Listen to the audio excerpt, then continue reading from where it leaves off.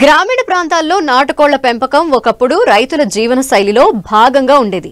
కానీ మారిన పరిస్థితుల్లో కోళ్ల పెంపకం పౌల్ట్రీ ఫారాలకే పరిమితమైంది. నాటుకోళ్ల నుంచి గుడ్లు, మాంసం దిగుబడి తక్కువగా ఉండటం వల్ల వీటి పెంపకం రాను రాను కనుమరుగవుతోంది. అయితే కేంద్రీయ కోళ్ల పరిశోధన స్థానం వారు వివిధ పరిశోధనలు జరిపి దేశవాళీ కోళ్లలో అత్యుత్తమ సంకర జాతులను విడుదల చేశారు. వీటి ద్వారా సంవత్సరం పొడవునా ఆదాయం లభించే అవకాశం కల్పిస్తున్నారు. పూర్తిగా నాటుకోళ్లను పోలి ఉండే ఈ జాతుల నుంచి అధిక మాంసోత్పత్తితో పాటు నాటుకోళ్ల కంటే 2 నుంచి 3 రెట్ల అధిక గుడ్ల దిగుబడిని, మాంసోత్పత్తిని సాధించవచ్చని తెలియజేస్తున్నారు ప్రధాన శాస్త్రవేత్త డాక్టర్ డి చిన్నమనాయుడు.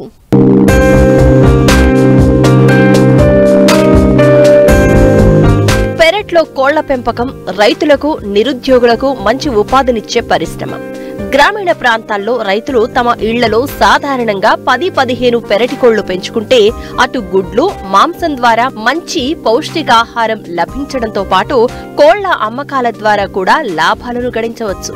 నాటుకోళ్ల మాంసానికి, గుడ్లకు గిరాకీ అధికంగా ఉన్న నేపథ్యంలో నాటుకోళ్ల కంటే 2 రెట్లు అధిక లాభాలనిచ్చే విధంగా హైదరాబాద్లోని జాతీయ కోళ్ల పరిశోధన సంస్థ పలు రకాల పెరటి కోళ్లను అభివృద్ధి పరిచింది.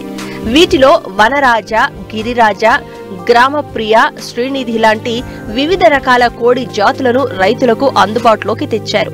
వీటిని పెంచితే నాటుకోళ్లతో పోల్చితే తక్కువ సమయంలో అధిక గుడ్లు, మాంసం పెరుగుదల ఉంటుందని చెప్తున్నారు ప్రధాన శాస్త్రవేత్త డాక్టర్ డి చిన్నమనాయుడు. ఆసక్తి ఉన్న నిరుద్యోగులు, సన్న, చిన్నకారు రైతులు సంప్రదిస్తే పెరటి కోళ్ల పెంపకంలో శిక్షణ ఇచ్చి స్వంతంగా స్వయం ఉపాధి పొందేందుకు అవకాశాలు కల్పిస్తామంటున్నారు. గ్రామీణ యువతకు ఉపాధి అవకాశాలు మెరుగుపరచుకోవడానికి ఈ పెరటి కోళ్ల పెంపకం కూడా చాలా వరకు బాగా ఉపయోగపడుతుంది. ఈ పెరటికోళ్లలో ఇటీవల అభివృద్ధి పరిచినటువంటి పెరటికోళ్లు చాలా వరకు అందుబాటులోకి వచ్చాయి. వీటిలో ప్రత్యేకంగా రాజశ్రీ అని, వనరాజ అని, శ్రీనిధి అని ఇలాంటి రకాలన్నీ కూడా ఇప్పుడు మనం తీసుకొచ్చి కృషి విజ్ఞాన కేంద్రాల ద్వారా అభివృద్ధి పరిచి తర్వాత యువతకు కానీ రైతులకు కానీ అందించడం అనేది జరుగుతుంది. ఈ అభివృద్ధి పరిచిన కోళ్ళు ఏంటంటే నాటుకోళ్లతో పోల్చుకుంటే కనుక త్వరగా పెరుగుతాయి. వీటిలో ఎంత దానా ఇస్తామో అంత ప్రపోర్షనేట్గా మనకేంటంటే మాంస ఉత్పత్తి కూడా అంతలాగా అభివృద్ధి పరిచి ఉంటాయి. కాబట్టి మనం తక్కువ సమయంలోనే ఎక్కువ మాంసాన్ని వచ్చేటువంటి రకాలుగా గుర్తింపబడ్డాయి. అదేవిధంగా ఈ అభివృద్ధి పరిచిన కోళ్ళు ఏంటంటే గుడ్లు కనుక మనకి చూసుకుంటే నాటుకోళ్ళు అయితే సుమారుగా అంటే 7 నుంచి 8 నెలలు పడుతుంది మొదటి గుడ్డు పెట్టడానికి. అదే కనుక ఇప్పుడు ఈ కోళ్ళు అయితే కనుక మనకు 160 నుంచి 165 రోజుల్లోనే గుడ్లు పెట్టడం అనేది మొదలు పెడతాయి. అదేవిధంగా గుడ్లు పరిమాణం కానీ సంఖ్య కనుక చూస్తే నాటుకోళ్ళు మనకి 65 నుంచి 70 గుడ్లు 6 నెలల్లో పెడితే ఈ చెప్పుకున్నటువంటి శ్రీనిధి కానీ రాజశ్రీ కానీ అయితే కనుక ఈ 6 నెలల సమయంలో సుమారుగా 150 నుంచి 160 గుడ్ల వరకు కూడా పెట్టేటువంటి సామర్థ్యం కలిగి ఉంటాయి. కాబట్టి ఈ గుడ్ల రూపంలో అమ్ముకున్నా కానీ మనకి గుడ్లు ధర కూడా అధికంగా ఉంటుంది కంటే ఆ విధంగా ఆదాయం తీసుకోవచ్చు. లేదా ఈ గుడ్లని మళ్ళీ మనకున్నటువంటి నాటుకోళ్ళ దగ్గర కనుక పొదుగు చేసుకొని మళ్ళీ పిల్లలు తయారు చేసుకొని మీరు అభివృద్ధి పరిచినా కూడా అవకాశంగా ఉంటుంది. అదేవిధంగా మాంసం పెరుగుదల కనుక వ్యత్యాసం చూస్తే ఈ నాటుకోళ్ళు కనుక మనకు చూస్తే 6 నెలల వయసులో మనకి 1.5 కేజీ నుంచి 1.5 కేజీ వరకు మాత్రమే పెరుగుతాయి.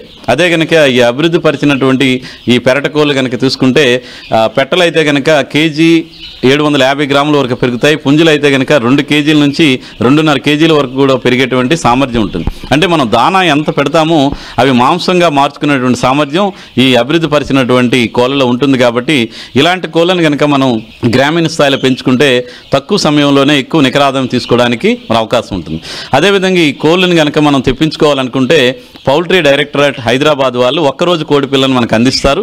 ఆ కోడి పిల్ల మనకి ఈ రవాణా ఖర్చులు అన్నీ తీసుకుంటే మన దగ్గరికి అంటే హైదరాబాద్ నుంచి ఒక అంచనాకి శ్రీకాకుళం కనుక తీసుకొచ్చామనుకుంటే ఒక పిల్ల మనకి 23 రూపాయల నుంచి 25 రూపాయలు పడుతుంది. దాన్ని మళ్ళీ మనం నెల రోజుల వరకు పెంచి రైతులకు కనుక యువతకు కనుక ఇస్తే ఒక్కొక్క కోడి పిల్ల 100 నుంచి 110 రూపాయలకి అమ్ముకోవచ్చు. లేదా 6 నెలలు కనుక వీటిని సరిగా పెంచుకొని కనుక అమ్ముకుంటే మాంసం కోసం అమ్ముకోవచ్చు.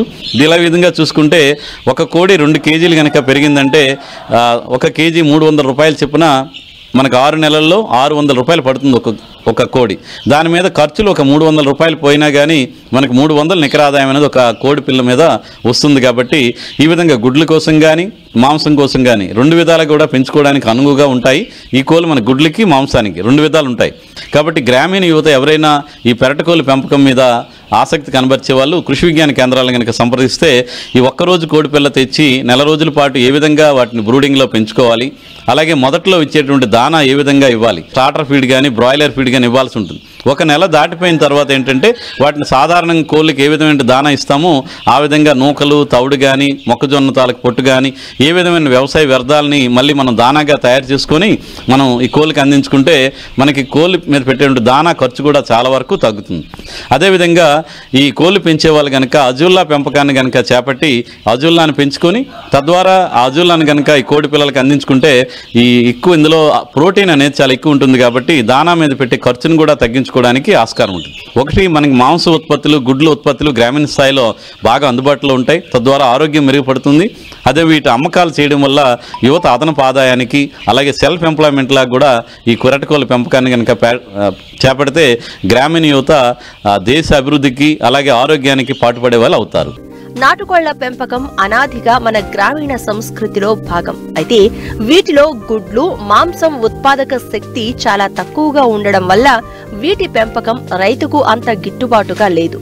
అయితే అభివృద్ధి పరిచిన సంకరజాతి కోళ్లను పెంచుకుంటే తక్కువ సమయంలోనే అధిక గుడ్లు, మాంసం ఉత్పత్తిని చేసుకుని జీవన స్థితిగతులను మెరుగుపరుచుకోవచ్చు.